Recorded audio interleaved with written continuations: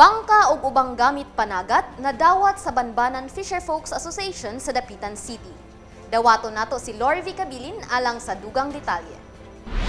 Bangka, 5 kabubo o fish pot, pukot ug ubang gamit panagat ang nadawat sa Banbanan Fisherfolks Association sa Dapitan City kaniadtong Oktubre 2 ning tuiga. Kini gitunol mismo ni Governor Roberto Uy ngadto sa mga mananagat sa maong asosasyon atul sa pagbisita sa gobernador sa duha ka Igbo Communal Garden sa Barangay Banbanan. Nasayran nga ang maong bangka, nagagikan kini sa BFAR pinaagi na pud sa pagpaningkamot sa kagamhanang probinsyal. Nini mipadayag sa iyang pagpasalamat si Edelberto Quizo, presidente sa Banbanan Fisherfolks Association.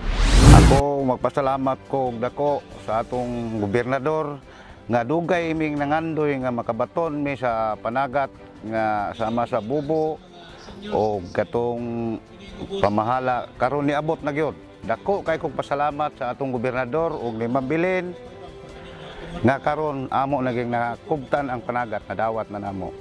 Salamat kay Gob ug salamat kayo sa imong pagtabang namong mananagat. Pasiuna pa lang ning bobo na pay nagsunod ani dayon pukot, dayon pambot o bangka naa na kompleto na. Kayong salamat Gob. Maraming salamat. Karon pa mi nakakuha gobernador nga parihan nimo Gob. Daghan kayong salamat. Sa laing bahin, gibutyag ni Jeannie Junsay, presidente sa Purok 3 Banbanan Igbo Farmers Association, nga mukabat na sa 100,000 ang halin gikan sa ilang gulayan. Nini iyang gipadayag ang iyang dakong kalipay sa maong kalampusan. Ang among nakuha ato dito sa upag 26,000 ra. Way labot ang diri. Dako-dako pod mga 30 pod kapin. Dayon karon nakatigom-tigom na pod me. Una sa among talong dako na mga 50 na kapin. Og kani bag-o lang ni. Bag-o lang namo ni na nakuhaan nga among na baligya. Pero naana pod siguro ni sa mga 20 kilos na pod among na harvest.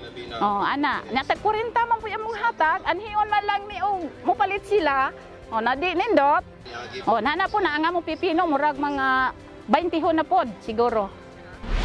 Samtang mukapinasab og 100,000 ang halin sa lain pangagulayan sa Igbo sa Purok 1 Banbanan Igbo Farmers Association.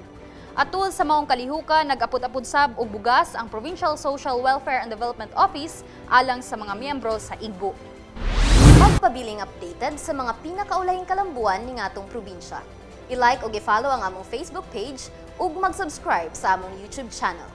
Kini si Regine Cabilin alang sa Zamboanga del Norte Provincial News Network. Ang dapig sa kamatuoran, duyok sa kalambuan.